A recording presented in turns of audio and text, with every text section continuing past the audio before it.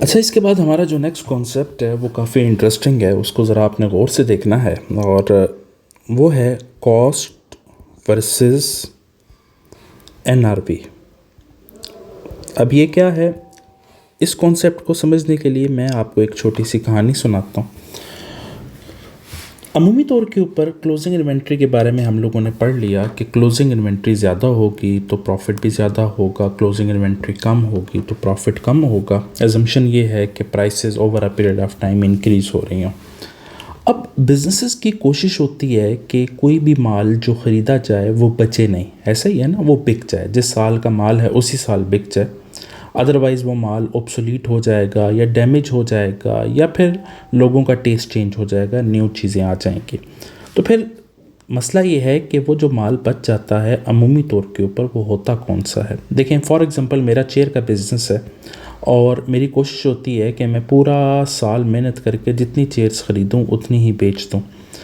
तो उसके लिए मैंने सेल्स एजेंट्स भी हायर किए होते हैं, उनको कमीशन भी पे कर रहा होता हूँ। तो जो चेयर्स बच जाएंगी अमूमी तौर के ऊपर वो होंगी जो थोड़ी सी डैमेज होंगी, जो स्क्रैच्ड होंगी या फिर उनको कोई एक्सीडेंट लाक होगा। तो मेरे स्टोर रूम में फॉर एग्ज़ाम्पल चेयर्स हैं और मैं आपको इसको न्यूमेरिकली जस्टिफाई करने की कोशिश करता हूँ। देखें जी, हमने फॉर एग्ज़ाम्पल चीज़ें ख़रीदी, परचेजेस,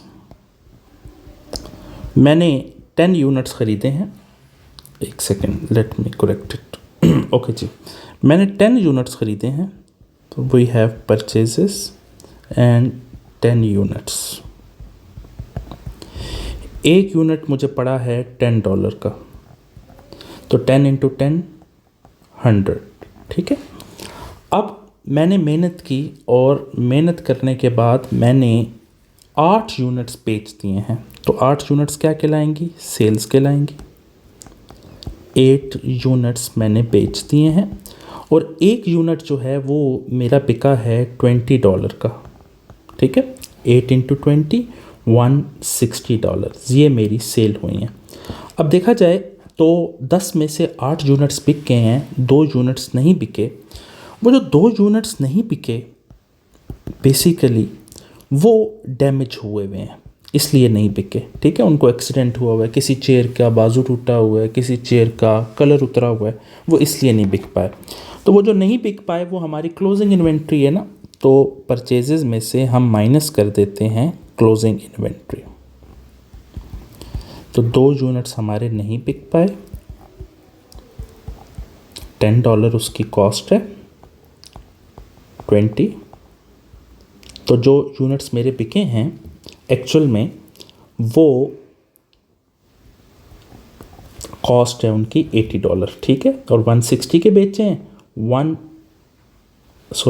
हियर वी गो। तो 160 के बेचे हैं तो $80 का मुझे क्या हो गया, प्रॉफिट हो गया। ऐसे ही है ना, अभी तक हमने यही पढ़ा।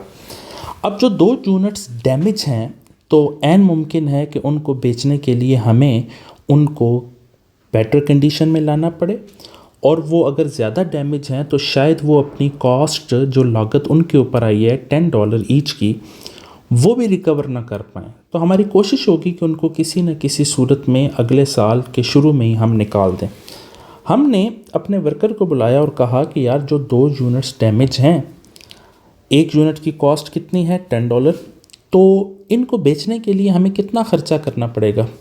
उसने कहा कि सर ये जो 2 आपके यूनिट्स हैं, चेयर्स हैं, इनको बेचने के लिए आप अगर फॉर एग्ज़ाम्पल $5 खर्च करते हैं इनके ऊपर, तो ये फिर बिक पाएंगे कितने के, ये आराम से फिर फॉर एग्ज़ाम्पल $22 के बिकेंगे। अब उन 2 यूनिट्स की कॉस्ट कितनी है, 2 यूनिट्स कॉस्ट $10 ईच, तो $20 है। और वो कह रहा है कि ये यूनिट अगर हम बेचें तो फेयर वैल्यू हमें मिलेगी $22। शर्त ये है कि उनके ऊपर कॉस्ट टू रिपेयर या कॉस्ट टू सेल हमें ख़र्चा करना पड़ेगा $5 का। ऐसे ही है ना। इसका मतलब है कि अगर हम ये देखें कि $22 के तब बिकेंगे कि $5 उनके ऊपर ख़र्चा किया जाए, तो हमारे पास वैल्यू आ जाएगी, NRV से मुराद है नेट रियलाइजेबल वैल्यू, मैं यहाँ लिख देता हूँ ताकि आपके लिए आसान हो।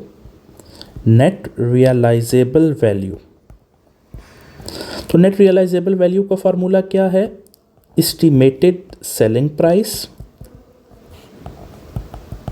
Minus cost to sell minus cost to repair. ठीक है, cost to sell, cost to repair आप इकट्ठा भी लिख सकते हैं, कोई टेंशन की बात नहीं है। एस्टिमेटेड सेलिंग प्राइस का मतलब है उसकी फेयर वैल्यू।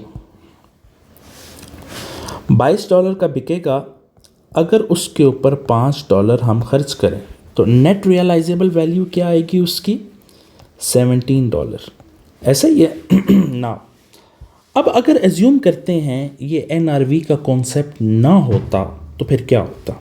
देखिए, NRV का कॉन्सेप्ट ना होता अगर, तो सिंपल सिनेरियो ये था कि अगले साल फॉर एग्ज़ाम्पल हमने कोई मज़ीद चीज़ें नहीं ख़रीदी, जो 2 यूनिट्स हमारे बचे पड़े थे, ये देखें ना क्लोजिंग इन्वेंट्री में, इन्हीं को हमने बेचना है।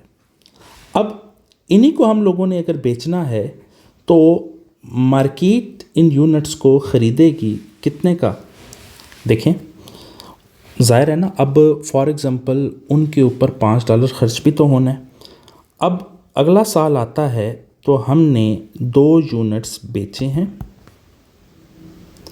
और 2 यूनिट्स हमारे बिके हैं $17 के।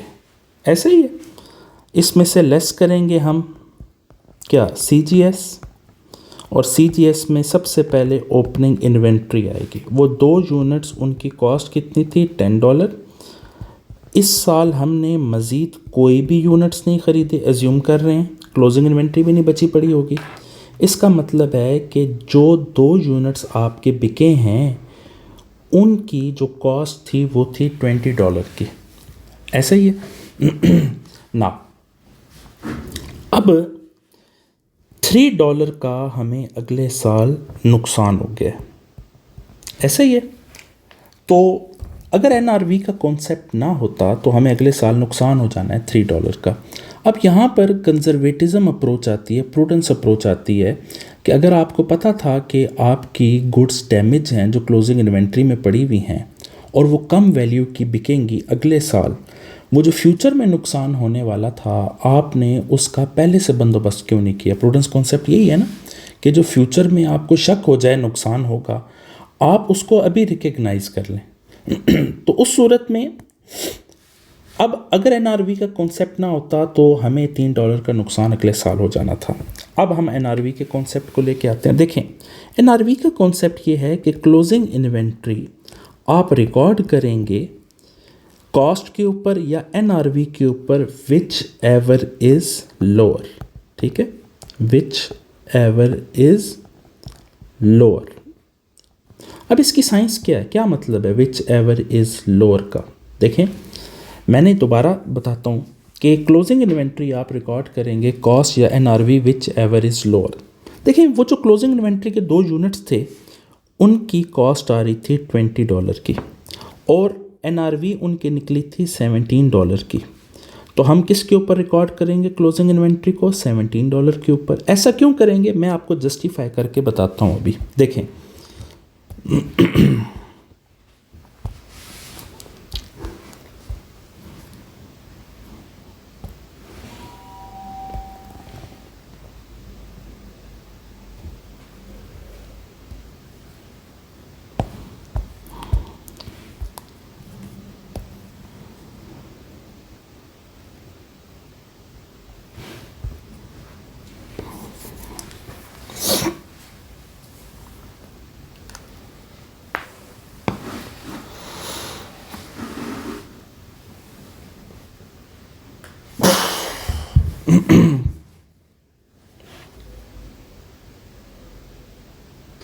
मैंने उसी चीज़ को नीचे ड्रैग करके पेस्ट कर लिया है।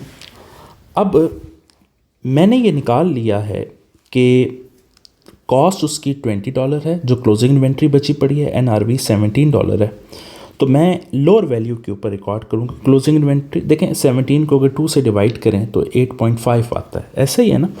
तो 2 × 8.5 मैं ऐसा करता हूँ, ये जो $10 है इसको मिटा देता हूँ और अल्टीमेटली इसको मैं लिख लेता हूँ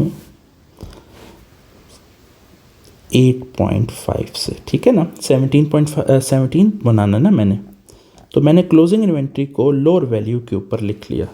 तो 100 में से 17 गया तो कितना आया 83। अब 160 में से 83 गया तो आपका प्रॉफिट आया $77, ठीक है।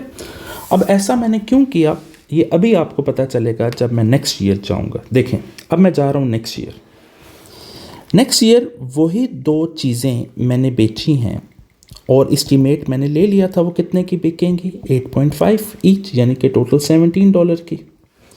इसमें से मैंने लेस करना है क्या CGS, और CGS में सबसे पहले ओपनिंग इन्वेंट्री आती है। एज्यूम करते हैं कि हमने इस साल कोई चीज़ें नहीं खरीदी। अब जो पिछले साल क्लोजिंग थी ये वाली, अब वो अगले साल क्या बन जाएगी, ओपनिंग बन जाएगी ना। और उस इन्वेंट्री को मैं ले गया था NRV के ऊपर 8.5, तो 2 यूनिट्स इंटू 8.5 $17। अब $17 की चीज़ें बिकी हैं और वो चीज़ें 17 ही की लागत में पड़ी हैं, तो हमें जो प्रॉफिट हुआ है या लॉस हुआ है वो ज़ीरो हुआ है, और इसको क्या कहते हैं ब्रेक इवन। अब ज़रा गौर करें हुआ क्या है। हुआ ये है कि अगर NRV का कॉन्सेप्ट ना होता तो मुझे अगले साल $3 का नुकसान हो जाना था, और पिछले साल मुझे प्रॉफिट हुआ था $80 का, ऐसे ही है ना। अब NRV का कॉन्सेप्ट आ गया तो वो जो प्रॉफिट मेरा $80 का हुआ था वो कम होके $77 पे आ गया। इसका मतलब $3 से प्रॉफिट मैंने कम कर लिया, और अगले साल मुझे नुकसान ही नहीं हुआ। ऐसे ही है ना, जो अगले साल $3 का नुकसान हुआ था पिछले देखे ना इस दूसरी वाली एग्जांपल में, तो वो मैंने पीछे कैरी फॉरवर्ड कर लिया। तो वो जो $80 का प्रॉफिट हुआ था पहले, अब वो प्रॉफिट $77 पे पहुंच गया जब NRV का कॉन्सेप्ट मैंने लॉन्च किया। और अगले साल जो मुझे $3 का नुकसान होना था वो अगले साल नुकसान ही नहीं हुआ। इसका मतलब I am acting as a good accountant या फाइनेंस मैनेजर, कि मैंने कंजर्वेटिज्म को ज़हन में रखा हुआ है कि जो नुकसान अगले साल होना है मैंने उसको कैरी फॉरवर्ड करके पीछे ले आया हूँ, ताकि अगले साल नुकसान से बच जाऊँ। बेशक ब्रेक इवन हो जाए लेकिन नुकसान ना हो, ठीक है। तो ये कॉन्सेप्ट है आपका कॉस्ट वर्सेस NRV। तो क्लोजिंग इन्वेंट्री हमेशा आप रिकॉर्ड करते हैं कॉस्ट या फिर NRV, which ever is lower. अच्छा, नेक्स्ट वही चीज़ है हमारे पास, बस थोड़ा सा क्विकली हम इसको गो थ्रू करेंगे कि इन्वेंट्री वैल्यूएशन टेक्निक्स हमारे पास कौन सी हैं जो अमूमी तौर के ऊपर हम यूज़ करते हैं अपने सब्जेक्ट के अंदर। तो आपको पता है मशहूर ज़माना एक FIFO है और एक आपके पास EFCO है, ऐसा ही है। और EFCO के अंदर फर्दर 2 टाइप्स हैं, एक पीरियोडिक और एक कंटिन्यूस। अब पीरियोडिक का मतलब क्या है? पीरियोडिक का मतलब ये है कि आपने साल के आखिर में ओपनिंग इन्वेंट्री से लेके जितनी इन्वेंट्री आपने परचेज़ की होगी उन सब कॉस्ट का टोटल कर लेना है और डिवाइड कर देना है टोटल नंबर ऑफ़ यूनिट से, तो आपके पास कॉस्ट आ जाएगी एवरेज कॉस्ट। कंटिन्यूस में क्या होता है कि आपने जैसे जैसे चीज़ खरीदी है साथ साथ उसका एवरेज निकालना, जो कि अभी मैं आपको न्यूमेरिकली एग्जांपल करूंगा। तो तीनों को हम टैकल करना सीखेंगे, FIFO को, पीरियोडिक को भी और कंटिन्यूस को भी। तो अभी हम एक एग्जांपल देखते हैं और उसके ज़रिए आपके लिए आसान हो जाएगा इस चीज़ को समझना। देखिए जी, ये हमारे पास क्वेश्चन है और इस क्वेश्चन में वो कहता है Invicta has closing inventory of 5 units at a cost of 3.50 per unit eight 31 दिसंबर 2005। ठीक है, ये 31 दिसंबर 2005 की क्लोजिंग इन्वेंट्री दी हुई है। During the first week of January 2006, कहता है जनवरी 2006 में क्या हुआ, company entered into the following transactions. तो उसने ये ट्रांजैक्शंस की हैं। 2 जनवरी को 5 यूनिट्स उसने ख़रीदे हैं $4 के। 4 जनवरी को 5 यूनिट्स ख़रीदे हैं एट $5 ईच। 6 जनवरी को उसने 5 यूनिट्स और ख़रीदे हैं 5.50 के। इन्विक्टा सोल्ड 7 यूनिट्स ऑफ $10 पर यूनिट्स ऑन 5 जनवरी। ठीक है, 5 जनवरी को उसने 7 यूनिट्स बेच दिए हैं और 1 यूनिट उसने $10 का बेचा, ये सेल प्राइस है।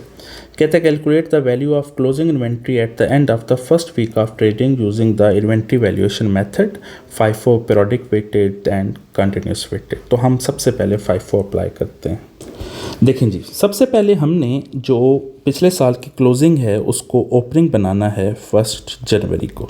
ठीक है, और ओपनिंग कितनी है हमारे साथ पिछले साल की क्लोजिंग 5 यूनिट्स 3.50 ईच, तो 5 यूनिट्स इंटू 3.50 ईच, तो 5 इंटू 3.50, तो ये अमाउंट बनती है 17.5। ठीक है, फिर हमने मज़ीद चीज़ें ख़रीदी हैं 2 जनवरी को, दिस वन इज़ 2 जनवरी, और 2 जनवरी को हमने ख़रीदी हैं कितने की, $4 ईच की, तो 5 यूनिट्स इंटू $4 ईच, तो 5 4 ज़ा 20। ठीक हो गया। नाउ अब इसके नीचे मैं लाइन लगा देता हूँ, आगे देखते हैं। फिर 4 जनवरी, चूँकि हमने चीज़ें 5 जनवरी को बेची हैं तो हम 4 जनवरी को पहले लेके चलेंगे। 4 जनवरी को हमने सबसे पहले वो जो ओपनिंग वाला है वो नीचे आ जाएगा, 5 3.50 17.5। ठीक है, फिर 5 4 और 20।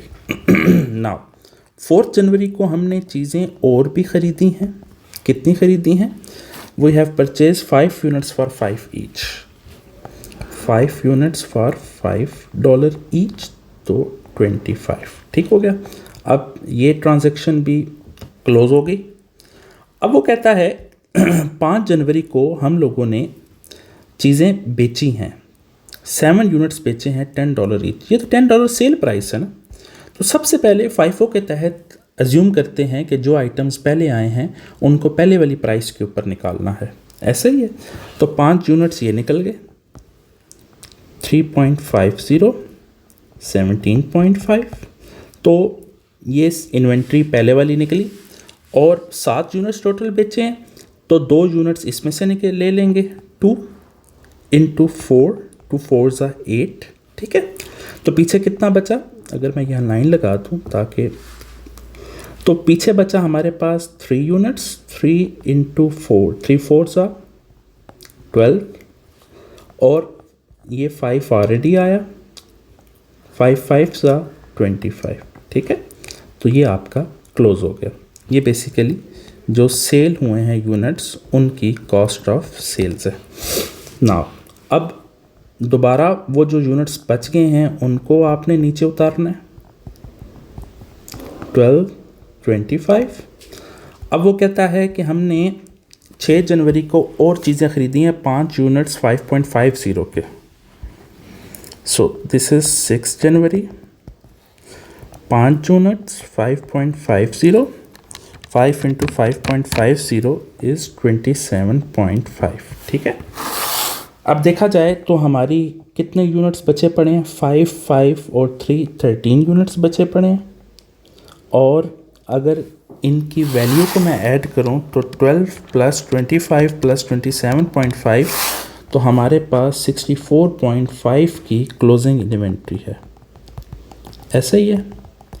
और जो यूनिट्स हम लोगों ने बेचे हैं उनकी कॉस्ट कितनी है, हमने 7 यूनिट्स बेचे हैं, 17.5 प्लस 8, तो वो जो बिके हैं हमारे उनकी कॉस्ट ऑफ सेल्स है कितनी, 25.5। ठीक है, तो ये हमारा आंसर आ गया।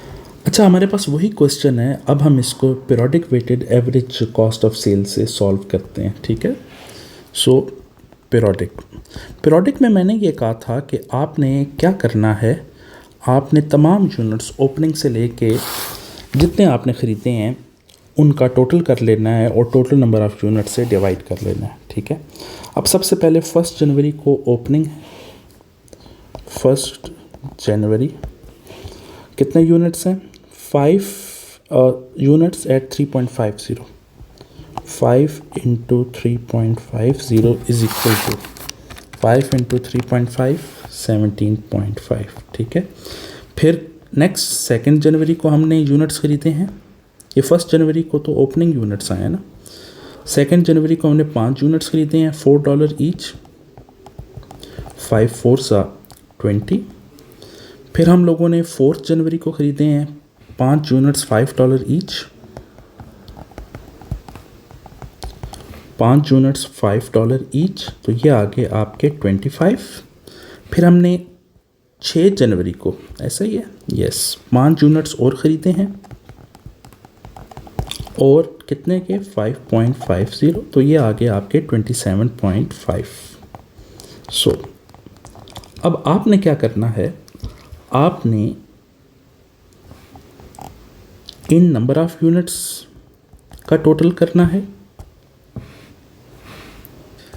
तो टोटल नंबर ऑफ यूनिट्स है हमारे 5 इन +5 10 +5 15 +5 20 और टोटल कॉस्ट है इनकी 17.5 + 20 + 25 + 27.5 इज 90। ठीक है, अब हम 90 को अगर 20 यूनिट से डिवाइड करें तो हमारे पास हर यूनिट्स की कॉस्ट आती है 4.50। ठीक है, ये हमारे पास एवरेज कॉस्ट आ गई।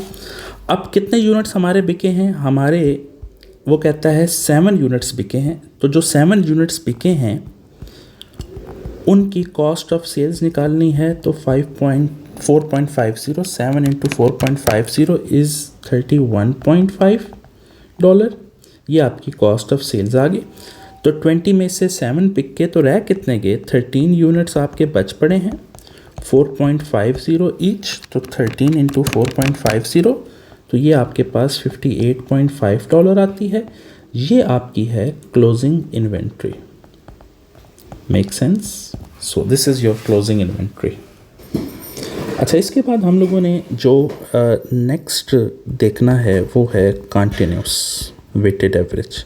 तो कंटिन्यूस वेटेड एवरेज में हमने कंटिन्यूसली जो जो ट्रांजैक्शन होगी तो हमने एवरेज ले लेनी है कॉस्ट की, जो कि मैं आपके सामने करूँगा। तो सबसे पहले हमारे पास for example here is units, this is units price and this is total amount in dollar.